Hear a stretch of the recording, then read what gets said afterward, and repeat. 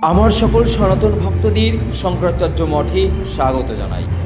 Welcome back friends, আমি সুজয়। পুরীতে যারা ঘুরতে আসো তারা ভাবো যে শুধু পুরীতে কি Swargadwar, sea beach, golden sea beach আর জগন্নাথ দেবের টেম্পলই দেখবো, আর কিছুই দেখবো না। তাদের জন্য আজকের এই ছোট্ট ব্লগ তোমরা দেখে নিতে পারো আদি শঙ্করাচার্য মঠ। হ্যাঁ বন্ধুরা, স্বর্গদ্বার থেকে মাত্র 5 মিনিটের হাঁটা পথেই রয়েছে আদি শঙ্করাচার্য মঠ। আর সেই মঠেই বিশাল যে মন্দির, ভব্য মন্দির, সেই মন্দির সামনে আমি দাঁড়িয়ে আছি। চলো বন্ধুরা, আজকে এই মন্দিরটাই তোমাদের ঘুরে দেখাবো।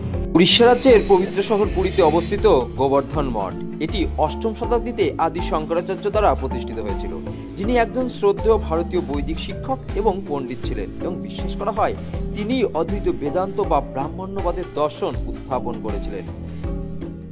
গোবর্ধন মঠ ক্যাম্পাসের ভিতরে একটি গ্রন্থাগার, দাতব্য হাসপাতাল, খামার, একটি সাংস্কৃতিক কেন্দ্র রয়েছে। মঠটি নিয়মিতভাবে ধর্মীয় বক্তৃতা করে এবং বিভিন্ন সামাজিক কারণে জড়িত।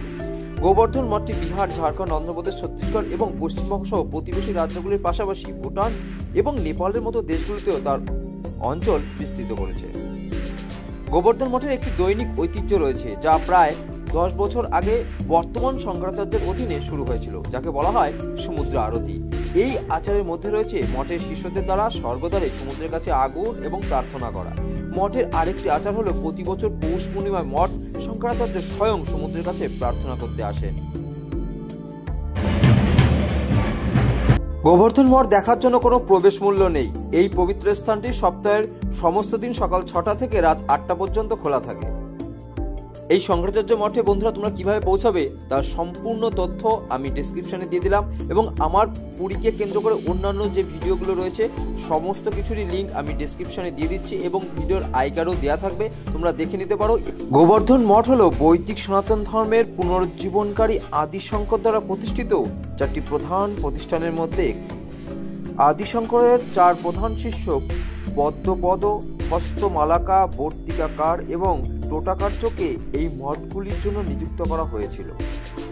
পদ্মপদাচার্য গোবর্ধন মঠের প্রথম মঠাধ্যক্ষ হয়েছিলেন। জগন্নাথ মন্দিরের সঙ্গে এই মঠের ঐতিহাসিক সম্পর্ক রয়েছে, যা পুরীতেও অবস্থিত। একে গোবর্ধন নাথও বলা হয়, এবং এর উপ অবস্থান রয়েছে শঙ্করানন্দ মঠ নামে।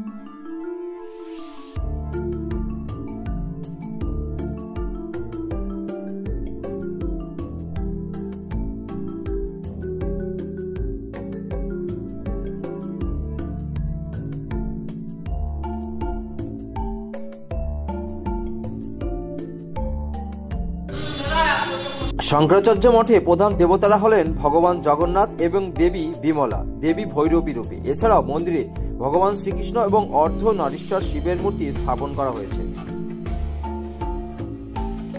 ভিডিওটি ধৈর্য ধরে শেষ পর্যন্ত দেখার জন্য আমার সকল বন্ধুদের অসংখ্য অসংখ্য ধন্যবাদ। আমার যে সকল বন্ধুরা আমার চ্যানেলে প্রথমবারের জন্য এসেছো এবং চ্যানেলটিকে এখনো সাবস্ক্রাইব করনি, তাদের কাছে আমার বিনীত নিবেদন, প্লিজ চ্যানেলটিকে সাবস্ক্রাইব করে রাখো। আরো বিভিন্ন জায়গার ভিডিও খুব তাড়াতাড়ি আসতে চলেছে এই চ্যানেলে। দেখা হবে নতুন কোনো ব্লগে। ভিডিওটি ধৈর্য ধরে শেষ পর্যন্ত দেখার জন্য অসংখ্য ধন্যবাদ। Thanks for watching.